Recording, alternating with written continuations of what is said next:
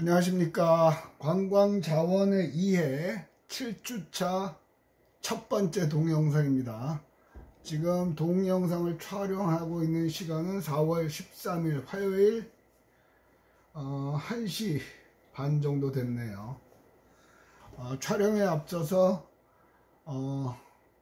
일단은 사과, 미안하다는 말을 해야 될 것 같아요. 오전에 관광 영어 수업을 하고 출석 체크, 지각 체크를 위해서 연구실을 방문한 여러분의 동료 중에 한 사람한테 물었더니 그 친구가 동영상 강의에서 페이지 수가 실제 책에 있는 페이지와 달라서 조금 힘들다라는 얘기를 했어요. 뭔 소리 하는 거냐? 똑같은 책으로 강의를 하는데 뭔 소리를 하는 거야? 근데 뭐 그렇게 얘기를 하니까 학생은 뭐 그 옆 페이지나 뒷 페이지에 있어서 금방 찾기는 하는데 어쨌든 좀 힘들었다라는 얘기를 해요. 그래서 확인을 해보니까 이 책으로 강의를 이 책으로 강의를 해야 되는데 뭔 일인지는 모르나 9판본 4판을 가지고 지금 이 4판을 갖고 강의를 했던 것 같아요. 제가 여기 표시해 놓는 걸 보니까.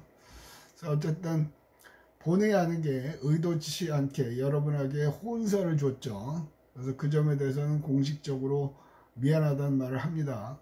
왜냐하면 제 책이 조금 내용이 바뀌었기 때문에 강의에 앞서서 옛날 책과 비교해 보면서 부족한 부분을 메모도 해놓고 하느라고 하다가 옛날 버전으로, 그래봐야 작년 버전이지만 작년 버전으로 강의 동영상 촬영을 했던 것 같아요. 그래서 어쨌든 되게 미안하게 생각을 합니다. 그다음 두 번째, 원래대로 하면 늘상 월요일날 촬영을 시작하고 월요일날 올렸는데 오늘은 지금 화요일날 촬영을 합니다. 굳이 이유를 대자면 어제 12일 월요일이죠. 오늘은 13일 화요일인데 정상적으로 여러분이 등교하고 있고 수업을 하고 있습니다만은 어저께까지만 해도 계속해서 본부에서 내려오는 문자로 오는 게 오늘부터 정상적인 수업을 한다는 확답을 안 했어요. 그러면서 오늘 오후, 그러니까 어제 오후 5시까지 별 말이 없으면 오늘부터는 정상 수업이다라고 얘기만 해서 아마 본부 측도 이 코로나 때문에 상당히 고심이 많은 것 같더라고요. 그래서 오늘 현재, 그래서 어저께는 꼭 3개를 찍어야 되나 2개를 찍어야 되나 강의할 분량을 어떻게 해야 되나 고민을 하느라고 그래 내일까지 기다리자 하고 오늘 오전에 관광 영어 수업을 했고요. 점심 식사를 마치고 와서 촬영을 합니다. 그래서 부득이하게 늦어졌고요. 역시 이거는 제출일은 늘상 그랬던 것처럼 다음번 여러분하고 출석 수업을 하는 지금 7주차죠. 7주차의 마지막 날이 7주차 마지막 날이 4월 19일 날 여러분들하고 수업을 하게 되죠. 그래서 이 시간과 다음 시간의 레포트는 늘상 해오던 대로 4월 18일 밤 10시 59분까지 제출을 하는 걸로 하겠습니다. 단톡방에 요 촬영 2개 끝나고 업로드가 된 후에는 단톡방에 촬영했다고 업로드했다고 공지를 하겠습니다. 그래서 어쨌든 여러분들한테 본의 아니게 미안하게 생각하고요. 그 다음에 4월 19일 월요일 날에는 여러분들의 조팀 프로젝트 명단을 제출하는 날입니다. 그래서 첫 번째 동영상의 리포트는 규정상 팀 프로젝트 한 팀당 몇 명으로 구성을 하라고 했는지, 그죠? 원칙적으로 몇 명으로 구성을 하라고 했는지 그 인원수를 써서 제출을 하시면 됩니다. 리포트는 그냥 점수를 혹시라도 해서 내시는 분들은 가점이 없고요. 제출 안 하시면 무조건 2점씩 감점한다고 했습니다. 됐고요. 지난 시간에는 여러분 교재 68페이지 여러분 교재로 68페이지 관광지 발전 영향 요인 바로 윗까지 했죠. 거기서 관광지는 단순한 공간이 아니고 유기적 공간이며 생명을 지닌 공간이고 관광지는 생명체다. 관광지는 살아있다. 태어나서 정점을 유지하다가 어느 순간에 돌아가신다. 그래서 관광을 전공하는 우리들이 해야 할 일은 그 정점을 오래도록 유지하게 해야 한다. 그래서 오래 살려고 하는 건 사람도 마찬가지고 관광지도 마찬가지다. 대표적으로 오래 살려고 했던 사람은 중국의 진나라 시황제 진시황이 불로초를 구매하러 사람을 보냈다, 그런 얘기를 했고요. 그러면서 용인의 에버랜드를 가지고 겨울에는 비수기임에도 그때도 사람들을 끌어들이기 위해서 거기서는 눈썰매장을 만들었다, 뭐 그런 얘기를 했죠. 그러니까 결국은 관광은 아이디어 싸움이에요. 그래서 많이 보고 많이 즐기고 신나게 노는 사람은 아이디어를 많이 내죠. 그러니까 TV 프로그램 같은 곳에서도 아이디어를 얻을 수 있고요. 그 다음에 그 프로가 뭐지? 뭐 순위 정하는 거 있죠. 순위 정하는 거 나오는 거 보면 세상에 뭐 유명한 호텔들 보여줄 때도 있고, 뭐 잡스러운 정보를 보여주는 거 있죠. KBS 그 조인가요? 뭔가 해서 저희 집 채널로는 1번이가 2번인 것 같던데, 그런데 보면 독특한 호텔들도 많고 위험한 관광지도 많이 나오고 그렇죠. 그런 것들을 보면서 아이디어예요. 또 여러분들이 책이나 그런 것들을 읽으면서 독서 속에서, 책 속, 소설 속에서의 그것도 아이디어가 되죠. 주울 베르느의 해저 이만이라는 소설 나왔을 당시에는 미친 짓이라고 그랬죠. 그러나 지금은 잠수함이 다니고 있죠. 그러니까 상상의 나래를 필 수 있는 거, 이거는 찐도 안 나오고 이렇게 얘기하는 이유는 여러분들이 프로젝트가 굉장히 큰 비중을 차지합니다. 그래서 어차피 지금쯤은 조언은 짜져 있을 거고요. 그리고 조언 명단은 그날 제출한 직후에 바로 발표 순서를 추첨으로 정하니까 늦게 제출하시면 굉장히 불이익이 많이 갈 겁니다. 자, 오늘은 교재 68페이지 관광지의 발전 영향 요인. 관광지가 발전하는데 어떤 것들이 영향을 끼칠까 하는 거예요. 그래서 그림 3-8 69페이지 보면 그림 3-8 나와 있는데 뭐 잠깐 그냥 보시기만 하고요. 굉장히 복잡하죠. 그냥 말로 설명되어 있는 걸 위주로 설명을 할게요. 첫 번째가 68페이지에 내적 영향 요인이 있고요. 그리고 그 안에 2개, 3개가 여기 있고요. 그 다음에 70페이지에 보면 외적 영향 요인이 있어요. 관광지 자체가 갖고 있는 내적 영향 요인과 관광지 외부적인 요인이 있는 외적 영향 요인을 갖고 얘기를 하는 거죠. 자, 관광지 자체가 갖고 있는 내적 영향 요인은 크게 자원 요인과 지역사회 요인, 그리고 마케팅 활동에 따라 결정된다. 3가지를 제시를 했죠. 첫 번째에서 자원 요인 중에 첫 번째는 관광 자원의 매력성. 이 매력이라는 말은 굉장히 많이 나오죠. 마침 관광 자원의 매력성 옆에 영문 써 있습니다. attractions. attraction 영문 써 있는데 앞에 at는 라틴어로 어느 ad에서 온 건데 어느 쪽으로라는 부사예요. 어느 방향으로.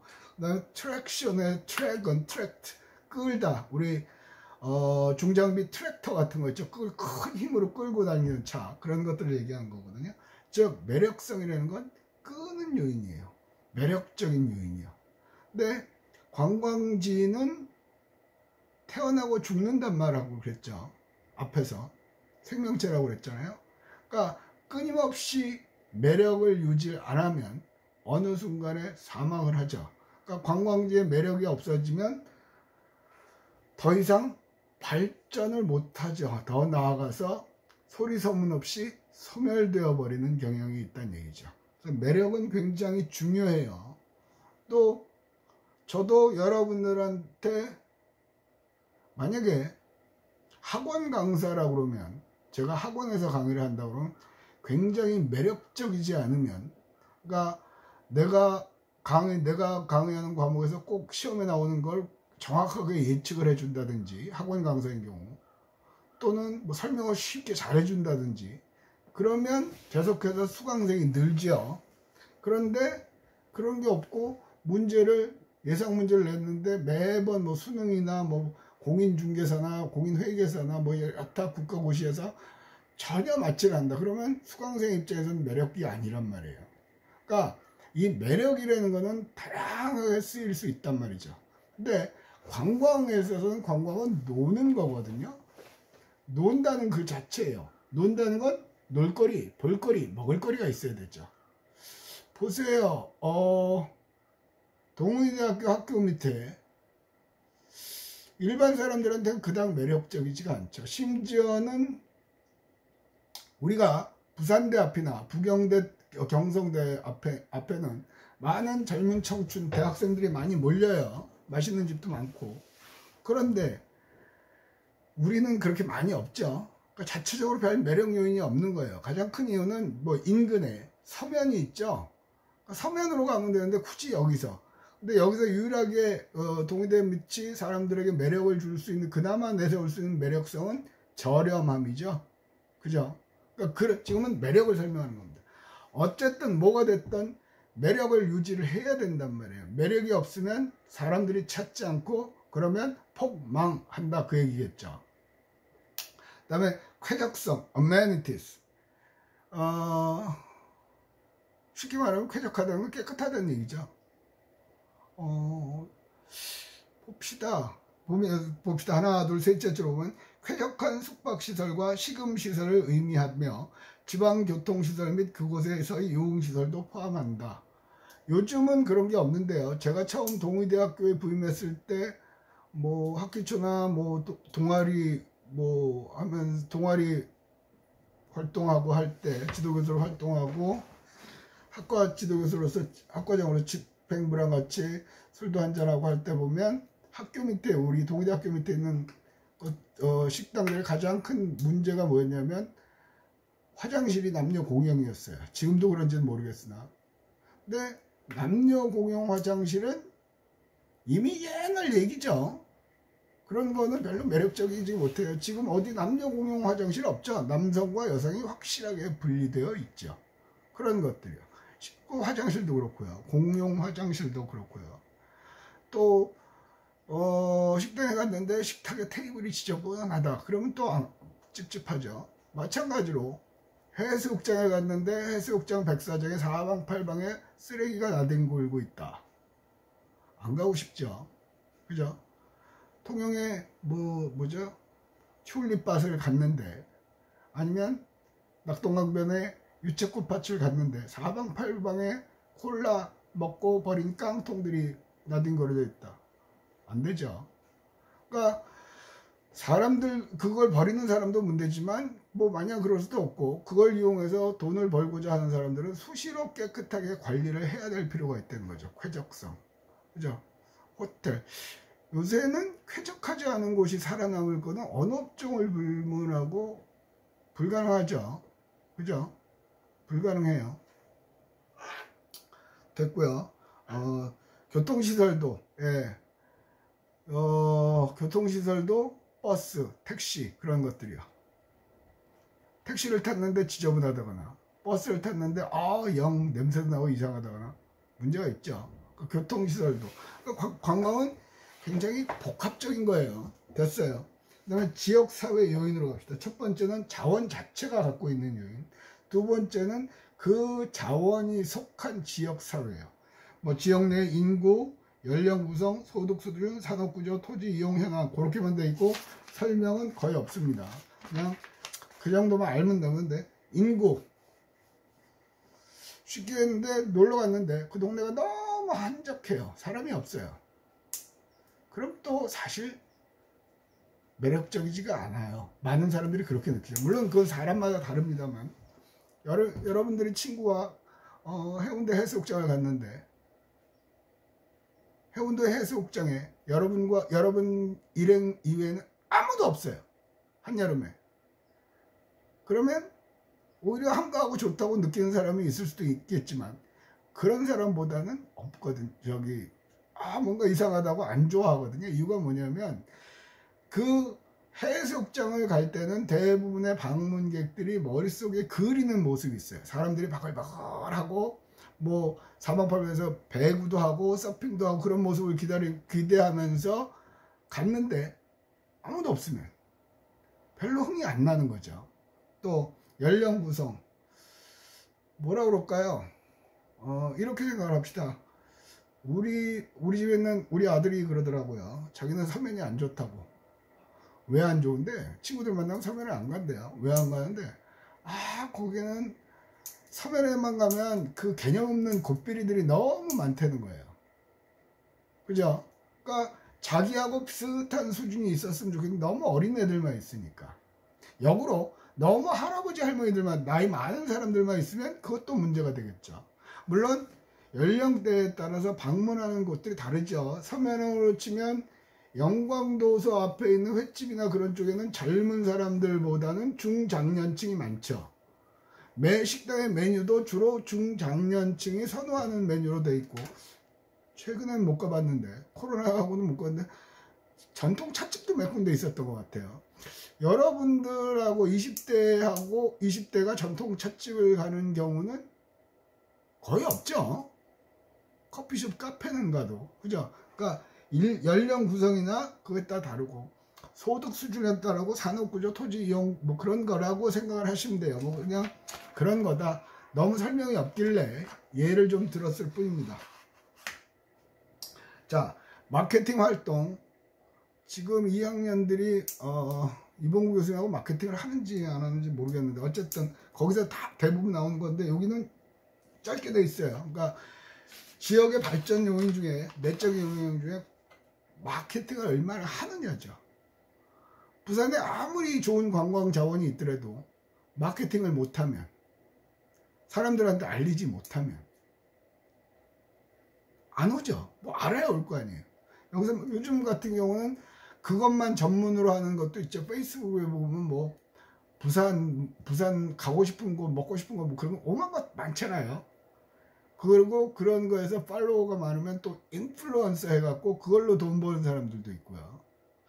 옛날에 마치 자기가 먹어본 것처럼 하더니만 직접 가서 먹으면, 요즘은 그게 이제 법으로 제재가 되니까 음식을 지원받고 어쩌고저쩌고 했습니다. 반드시 표기를 하죠. 차라리 그게 솔직하고 더 보기는 좋은 것 같아요. 저는 마케팅 활동이야. 여기서는 이제 1단계, 2단계, 3단계, 4단계가 써 있어요. 자, 위에서 하나, 둘, 셋, 넷째 줄. 기존 상품을 갖고 기존 시장에 침투하는 단계. 그게 이제 1단계죠. 그러니까 기존 상품을 갖고, 예를 들어서 뭐라 그럴까요?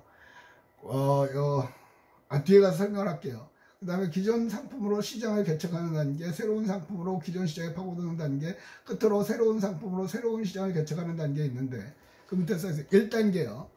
기존 상품을 갖고 기존 시장에 침투하는 단계요. 이거는 뭐냐면 가격을 조정하거나 광고를 늘리거나 광고 문구를 수정하는 거야. 그러니까 쉽게 얘기를 해봅시다. 해수욕장은 많아요. 그죠? 그런데 전국에 해수욕장도 많죠. 그런 곳에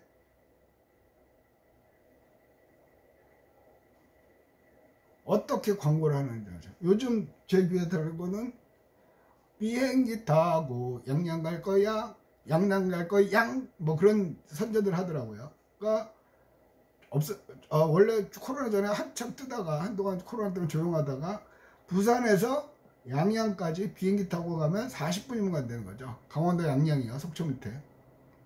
속초 위인가요? 그러니까 새로운 개념을, 신개념 도입하는 거죠. 그러니까 이미 많이 포화된 상태에서 양양을 알리기 위해서 그런 선전 문구를 조정을 하는 거죠. 그 다음에 두 번째 단계는요, 기존 상품으로 새로운 시장을 개척해요. 시장을 생애 주기별, 사회 집단별, 그리고 지리적으로 세분화시킨다는 거죠. 쉽게 말하면 생애 주기별. 봅시다. 생애 주기별로 보면 해수욕장은 중장년이 그렇게 많지가 않죠. 근데 예를 들면 부산에 어느 해수욕장을 한가하고 여유롭고 유유자적함을 느낄 수 있는 곳으로 포장을 해서 중장년층한테 접근해 갈 수 있는 거죠. 그 다음에 3단계에서는 새로운 매력 요소를 추구한다. 어떻게든 해수욕장으로 갔는데, 그래서 저기 뭐죠? 송도 해수욕장, 대한민국 1호 해수욕장이 송도 해수욕장인 걸로 알고 있어요. 부산 송도, 인천 송도 아니고 부산 송도. 거기에 다이빙 때도 있었죠. 다이빙 때도 새로 만들고, 옛날에 거기 케이블카가 있었고, 지금은 송도 케이블카가 새로 있었죠. 새로 만들어 놨죠. 바닥도 보이게 만들어 놓고요. 새로운 매력 요소예요. 또 이렇게 바다 위로 산책하게 갈 수 있는 거예요. 근데 그것도 웬만한 해수욕장은 요새 다 만들어요. 송정에도 만들었고요. 바다 위, 포항에 죽도 시장 앞에 있는 그 무슨 해수욕장인가? 거기도 약간 직선으로 했지만 바다를 보면서 바닷속으로 이렇게 산책해 갈 수 있는 그 높게 해서 만들어 놓은 거 있죠. 결국은 모방은 제2의 창조란 말도 그래요. 근데 모방을 할 때 우리나라에서 모방을 하면 그닥 재미가 없어요. 금방금방 따라오기 때문에. 다른 나라에 있는 걸 갖고 오면 조금은 낫죠. 됐고요. 그 다음에 어디 갔어요? 4단계에서는 신상품으로 새로운 시장을 개척해 나가는데 적절한 아이디어를 발견할 수 있다. 이거는 뭐냐면 4단계 새로운 상품으로 새로운 시장을 개척하는 거예요. 새로운 상품으로 새로운 시장을 개척하는 거죠. 그러니까 사실은 어느 쪽이 먼저인지 모르겠는데 제가 볼 땐 송정이 먼저였던 것 같죠. 부산 송정 해수욕장이요. 서핑. 그죠? 지금도 가을에도 있고 겨울에도 해요. 새로운 상품 서핑이라는 요소를 도입을 해서 20대들을 막 끌어들이는 거죠. 그죠? 그러니까 결론은 그거예요. 관광에서 사방팔방에서 나를 선호하는 인재가 되고 싶으면 많이 노십시오. 많이 즐기십시오. 많이 다니십시오. 교재만 백날 외워갖고는 절대로 인재가 될 수가 없습니다. 그래서 제가 그랬죠. 유학생일 때 저는 방학 때마다 그랜드 캐년도 가고 플로리다도 가고 또 저쪽 동부 뉴욕도 가고 했거든요. LA도 가고 라스베가스도 가고 옆에서 그랬단 말이에요. 소연이 아빠 왜요? 소연이 아빠는 논문 안 써요? 연구 안 해요? 왜 방학 때마다 그렇게 놀러 다녀요? 옆에 그 박영호 씨라고 그 미생물 하시는 분이, 그분은 항상 실험실 가서 연구를 하는 분이니까 나한테 그러더라고. 그래서 제가 한 말, 아닌데요? 저 안 노는데요? 저 항상 연구하러 다니는데요? 맨날 놀러 다니시는 것 같더만. 지난번에도 라스베가스 갔다 오고 플로리다 오고. 우리 집사람이 뭐라 그래요? 자꾸 우리는 왜 안 가냐고. 그래서 자기가 스트레스 받는다고 그래서. 저는 그게 연구예요. 맞아요. 그리고 지금도 그 생각에는 변함이 없어요. 많이 놀았고 많이 다녔고 많이 해봤기 때문에 그걸 갖고 강의를 할 수 있고 다른 데 가서 자문을 할 수 있는 거거든요. 그죠? 제일 생각나는 게 그거였던 것 같아요. 부산에서 지금은 없어졌죠. 뭐죠? 스키장 하나 있었죠. 황령산에. 그거 하고 할 때 스키장 시청에서 자문해야 하는데 스키 슬로프를 저는 북쪽 경사면으로 내야 된다 그렇게 얘기를 하니까 그때 옆에 계시던 그 노 교수님, 그 나이 드신 교수님들이 그렇더라고. 안 교수님은 부산에 처음 오셔서 모르시나 본데 그쪽은 해가 안 들어요. 그래서 사람들이 안 좋아해요. 근데 제가 배운 바에 의하면 스키장 슬로프는 가능한 한 북쪽에 내는 게 좋습니다. 왜? 남쪽에 내면 하루 종일 해가 미치죠. 눈이 빨리 녹아요. 북쪽에 내면 상대적으로 햇빛이 비치는 시간이 짧죠. 슬로프를 유지하기가 좋죠. 스키장을 가봤다는 얘기죠. 물론 뭐 과거에 스키장 설계를 경험한 적도 있고요. 그러니까 그런 경험이 굉장히 중요해요. 그래서 관광은 도는 거예요. 그래서 카페를 가더라도 다양한 곳으로 가세요. 산속에 있는 카페도 가보시고요. 그렇다고 맨날 거기서 이렇게 쳐다보는 게 아니라 신나게 노세요. 사진도 찍고. 그러면서 끝나고 나서 한 번쯤 뭐가 좋았지? 여긴 왜 좋았지? 여기 뭘 갖다 놓으면 좋을까? 그런 생각을 자꾸 하다 보시면 아이디어가 나오죠. 아이디어는 자꾸 내면 낼수록 늘어나요. 자, 어쨌든 시간이 또 돼버렸어요. 이렇게 해서 관광자원에 의해 7주차 첫 번째 동영상이고요. 리포트는 아까 말씀을 드렸습니다. 끝.